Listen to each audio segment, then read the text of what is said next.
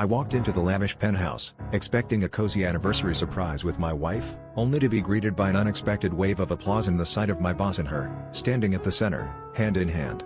My heart skipped a beat as she flashed a ring that was definitely not the one I had given her last year. The room was filled with faces I barely recognized, all gathered for what was supposed to be our celebration. In that surreal moment, she announced their engagement, and the room erupted in cheers while my mind spiraled into chaos. The realization hit me hard, like a punch to the gut. My wife and my boss had been living a double life, married in another city, all while I was left clueless in the crossfire of their deceit. The signs were there, the late-night meetings, the business trips that never seemed to end, but I had brushed them off as professional dedication.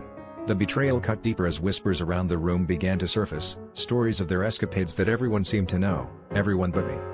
As the evening dragged on, I found myself cornered by my boss, his smug grin a stark contrast to the turmoil boiling inside me. He leaned in, voice barely a whisper, and said, "You were always too naive to notice." I could feel the anger rising, but more than that, a haunting emptiness settled in my chest.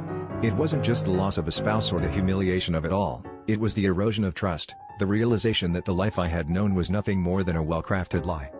The night ended with me standing alone on the balcony, the city lights blurring through tears I refused to shed. As the pieces of my shattered reality lay scattered around me, I knew I had a choice to make. Would I let this betrayal define me, or would I rise from the ashes of this deceit? The answer wasn't clear, but for the first time, I was determined to uncover who I was beyond the shadows of their betrayal, to find strength in the wreckage and redefine my story on my own terms.